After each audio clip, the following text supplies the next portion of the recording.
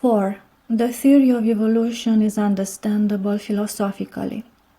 So evolution is not in fact a scientific problem, it is a philosophical question. We have to realize that the theory of evolution is acceptable to certain scientists, philosophers, and other people because they have been prepared for it. Let us look now at its philosophical antecedents in the apostasy of Western society from traditional Christianity. Footnote: some of the following discussion in this section has been taken from previous lectures of Father Seraphim's survival course. End of footnote. As we have seen, the idea of evolution arose at the end of the 18th century, which was the end of the Enlightenment and the beginning of the revolutionary age, our own age. The Enlightenment was characterized by a stable worldview, but that stability could not last. It had to give way to the evolutionary worldview. We will discuss later why this was so.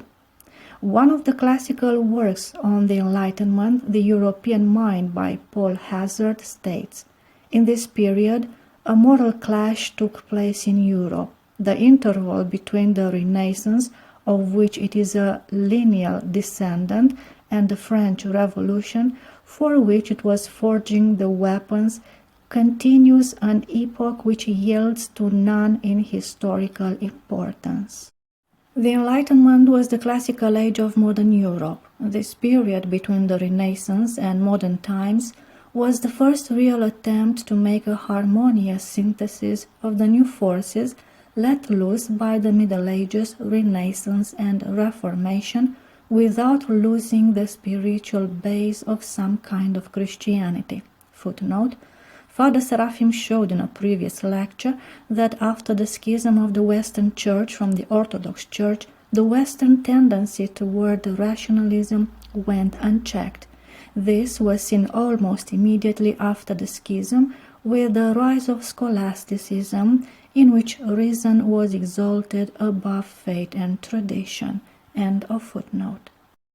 The first aspect of this new classical age, this new harmony, was the dominance of the scientific worldview, which took the form of the world machine of Isaac Newton. Footnote: Sir Isaac Newton, 1642–1727, was a theist who believed in Jesus Christ but was wracked with anxieties about the rationality of Christianity. Like other Enlightenment thinkers such as Thomas Jefferson, he committed himself to saving Christianity by rewriting the Bible and purging it of what he called the corruptions, that is, the miraculous events. He rejected the doctrine of the Trinity. End of footnote. The age of Newton, the early Enlightenment, was a time when science and rational religion seemed to agree that all was right with the world, and the arts flourished in a way in which they were never again to flourish in the West. Before this time, the West had known several centuries of intellectual ferment and even chaos, as the medieval Roman Catholic synthesis collapsed and new forces made themselves felt, leading to heated disputes and bloody warfare. The religious wars, for all practical purposes, ended with the close of the 30 Years' War in 1648, which devastated Germany. Protestantism had rebelled against the complexity and corruption in Catholicism. There was a renaissance in ancient pagan thought and art. A new humanism had discovered the natural man, which pushed the idea of God ever more into the background. And more significant for the future, science replaced theology as the standard of knowledge, and the study of nature and its laws came to seem the most important intellectual pursuit. By the 17th and early 18th centuries, however, a certain equilibrium and harmony were reached in Western thought.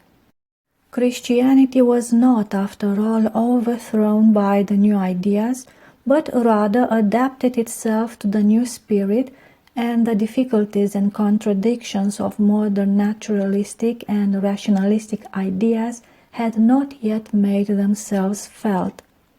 Particularly in the most enlightened part of Western Europe, England, France, and Germany, it almost seemed that a golden age had come, especially in contrast with the religious wars which had ravaged these countries up to the middle of the 17th century.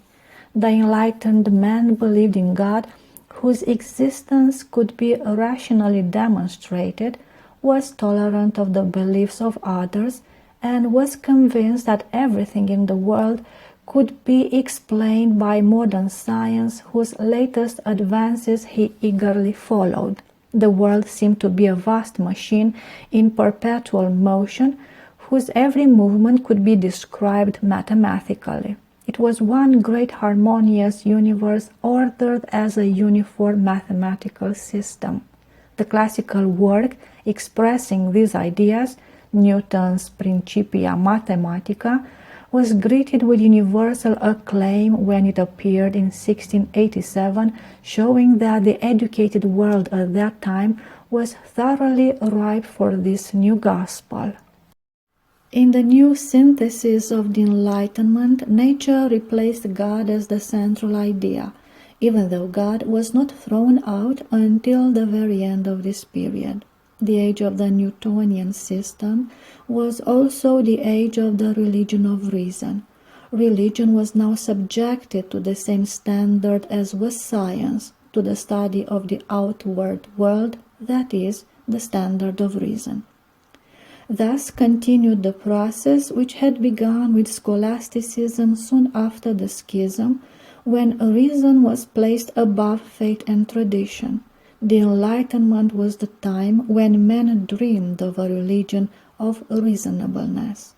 In terms of religion, deism was perhaps the most typical movement of the 18th century. The idea of deism is that God exists, but he is quite irrelevant. That is, he creates the world and steps back.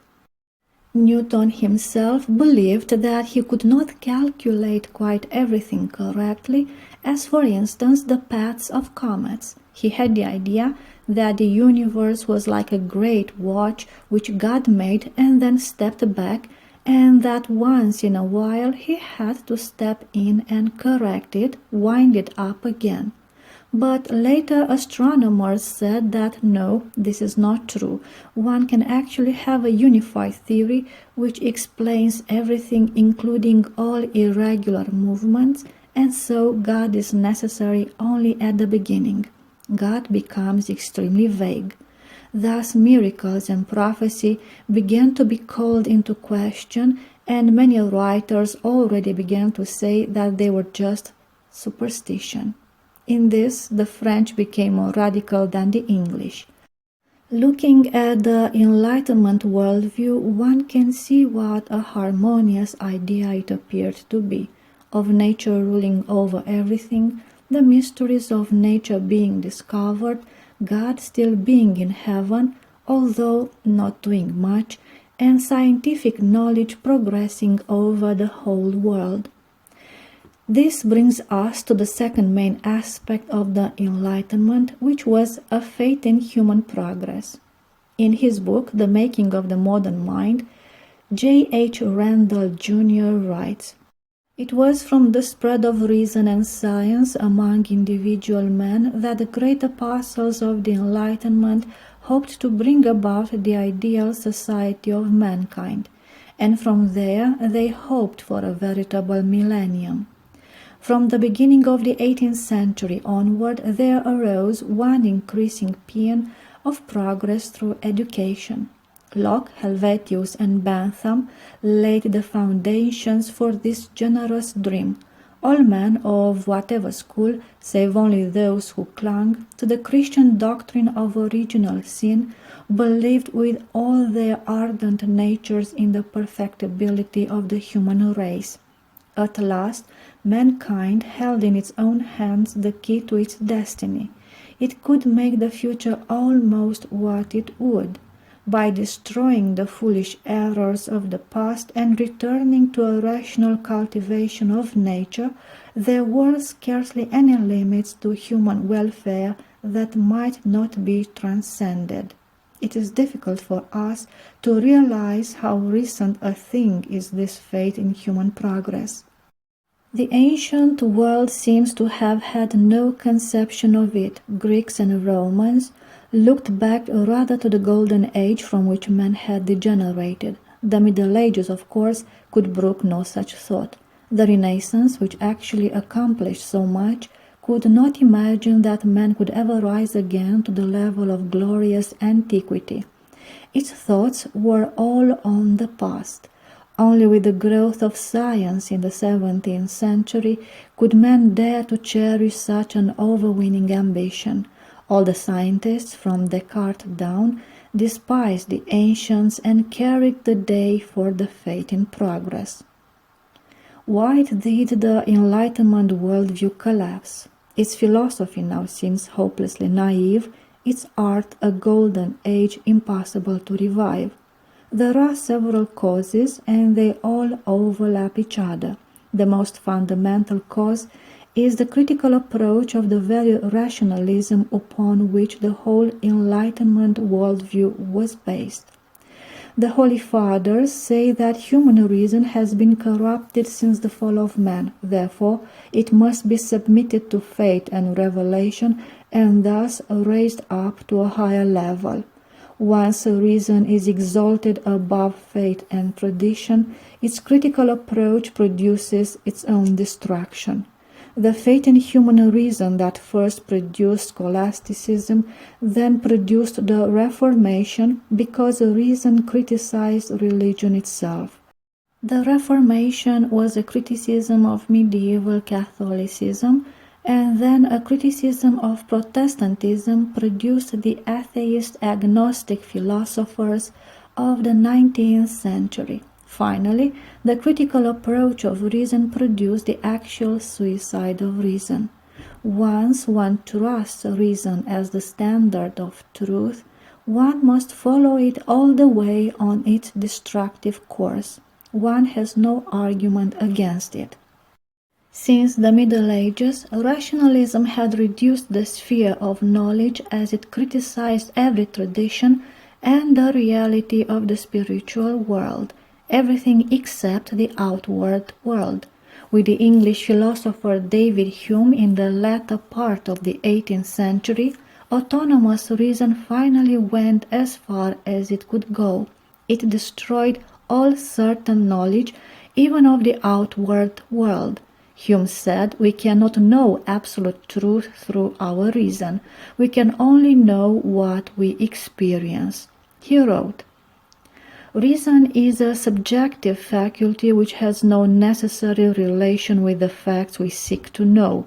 It is limited to tracing the relations of our ideas, which themselves are already twice removed from reality, and our senses are equally subjective, for they can never know the thing in itself, but only an image of it which has in it no element of necessity and certainty.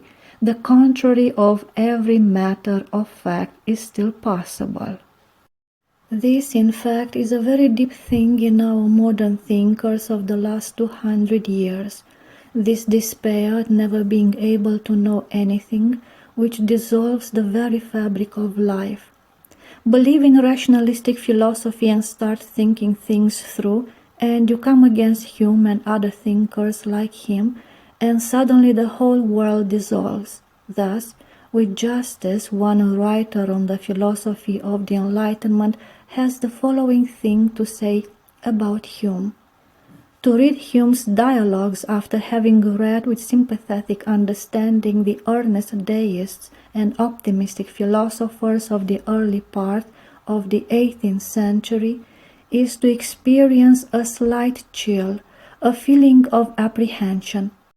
It is as if at the high noon of the Enlightenment, at the hour of the siesta, when everything seems to be quiet and secure all about, one was suddenly aware of the short, sharp slipping of the foundations, a faint far-off tremor running under the solid ground of common sense.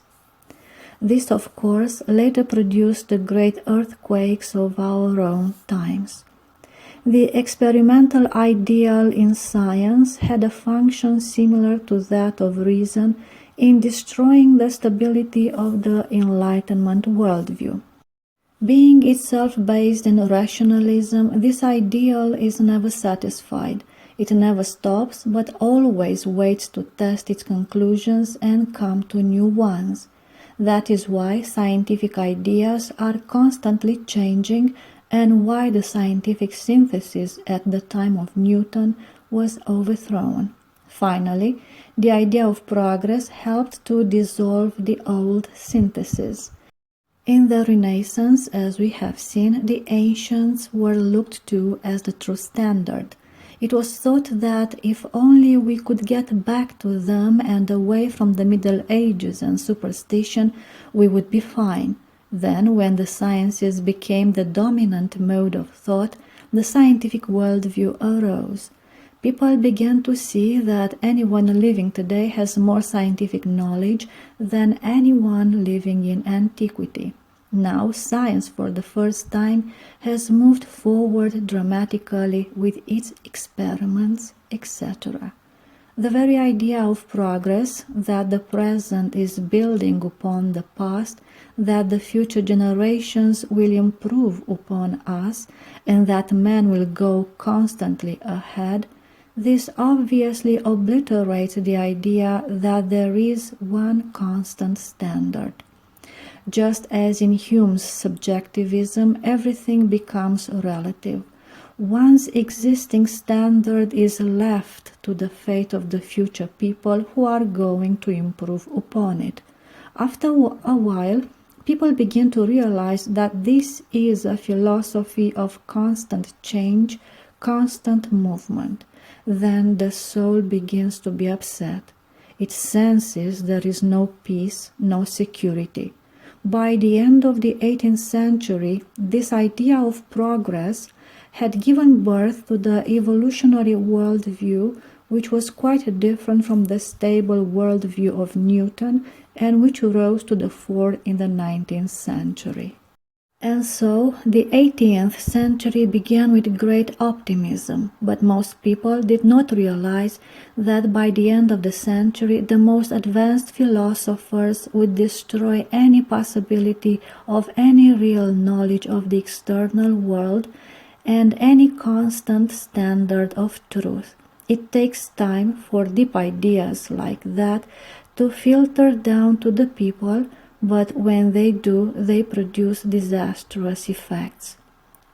These disastrous effects were seen in the French Revolution of 1789, which was the revolutionary application of rationalistic ideas to the changing of society and the whole outward order of life.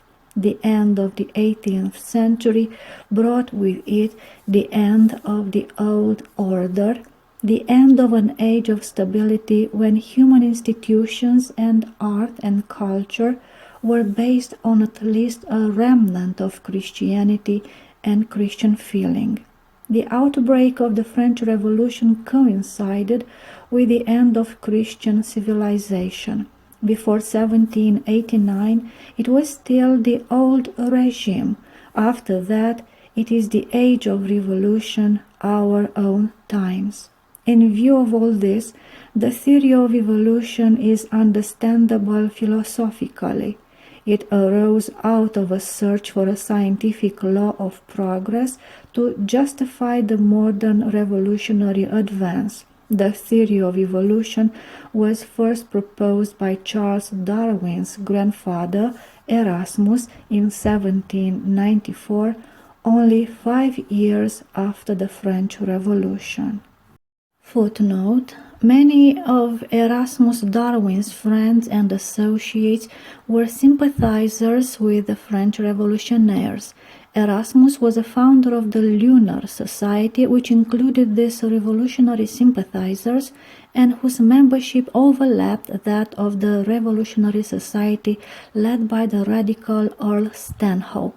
Erasmus especially admired Rousseau, the chief philosopher of the Revolution.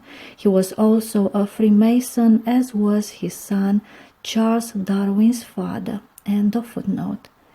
J. H. Randall Jr., who is himself an evolutionist, is sophisticated enough to admit that the theory of evolution is a faith, not a proven fact.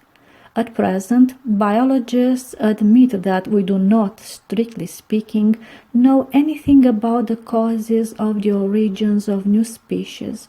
We must fall back upon the scientific faith that they occur because of chemical changes in the germ plasm.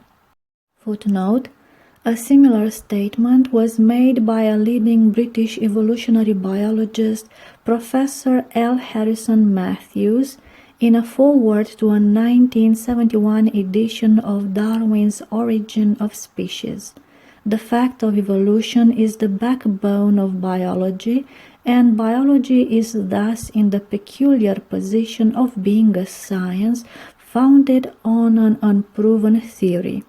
Is it then a science or a faith? Belief in evolution is thus exactly parallel to belief in special creation. Both are concepts which believers know to be true, but neither, up to the present, has been capable of proof. End of footnote. Evolutionists must fall back upon this faith because, as they say, anything else is unthinkable, the anything else being that God created the world 7,000 or 8,000 years ago. Randall continues, describing the effect of evolution on the world. In spite of these difficulties, the beliefs of men today have become thoroughly permeated with the concept of evolution. The great underlying notions and concepts that meant so much to the 18th century, nature and reason and utility, have largely given way to a new set better expressing the ultimate intellectual ideas of the growing world. Many social factors conspired to popularize the idea of development and its corollaries. Perhaps the fundamental emphasis brought by evolution into men's minds has been upon the detailed causal analysis of the specific processes of change.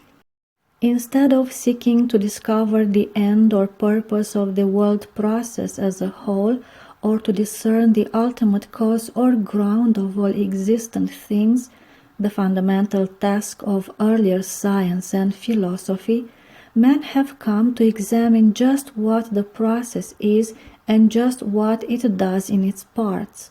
They have rejected the contemplation of a fixed and static structure of truth and adopted instead the aim of investigating all the little truths which experimentation can reveal.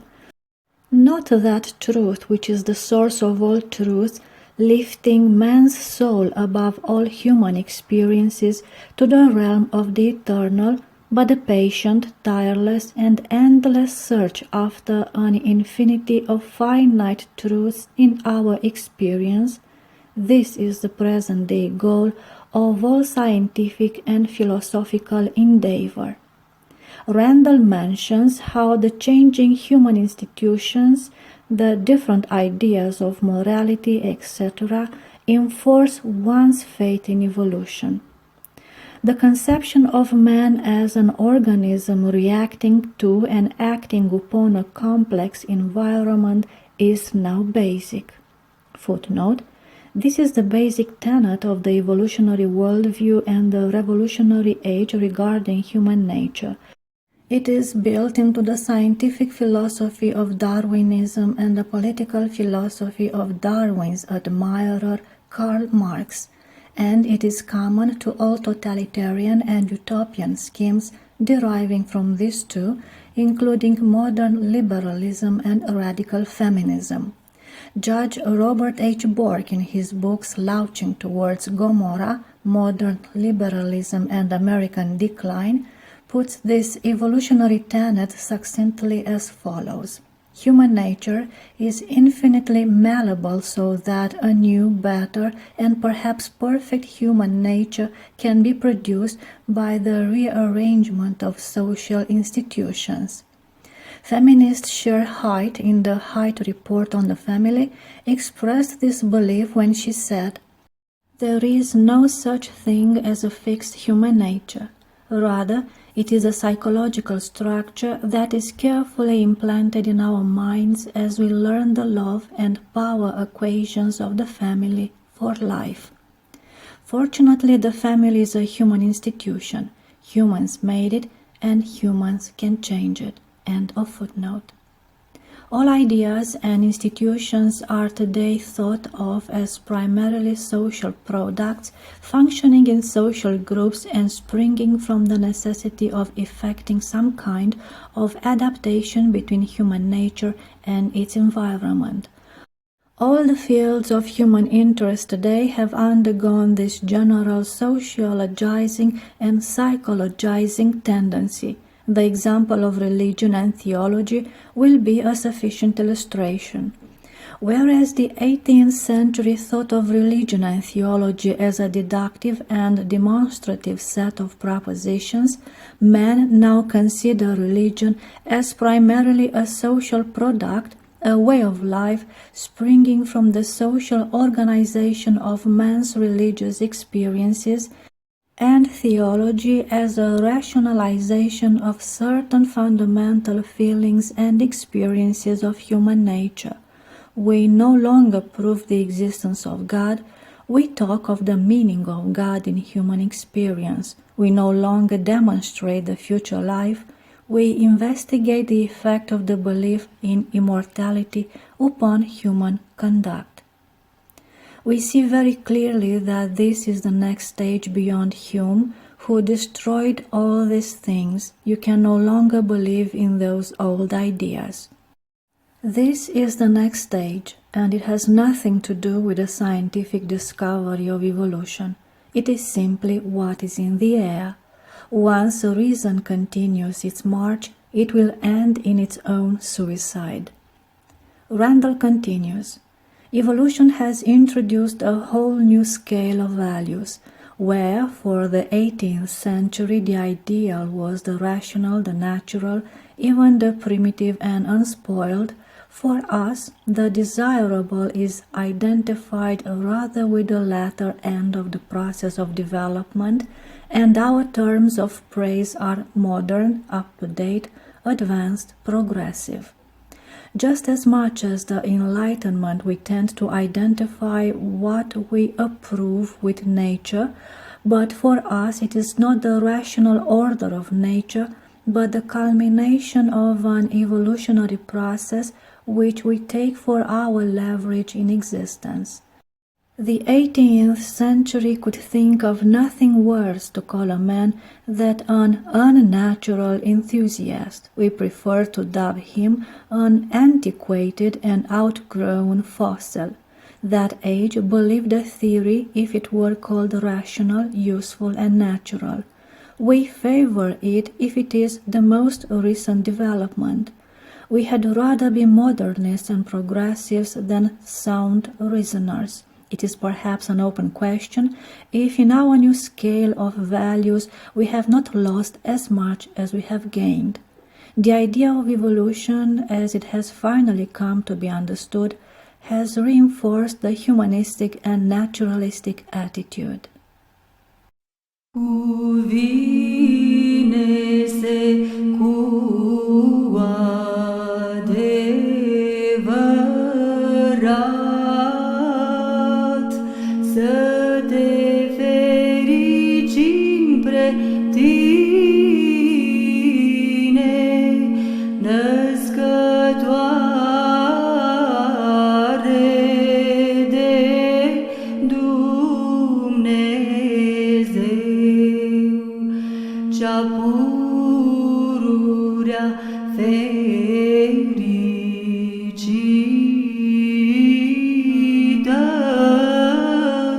și brane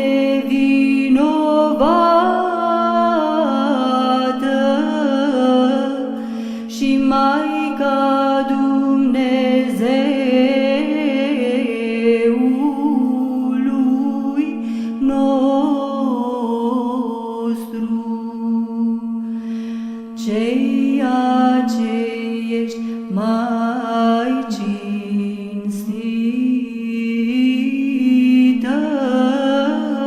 decât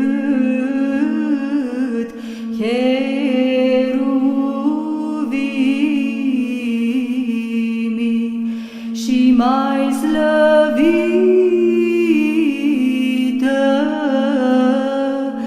fără de asemănare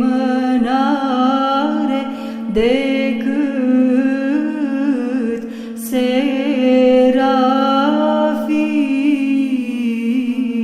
Seraphimii, care fără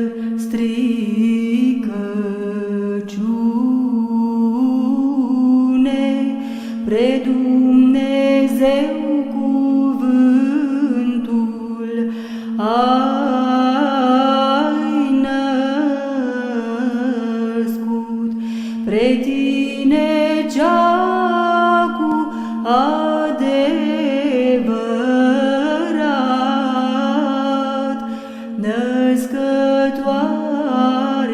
de Dumnezeu, te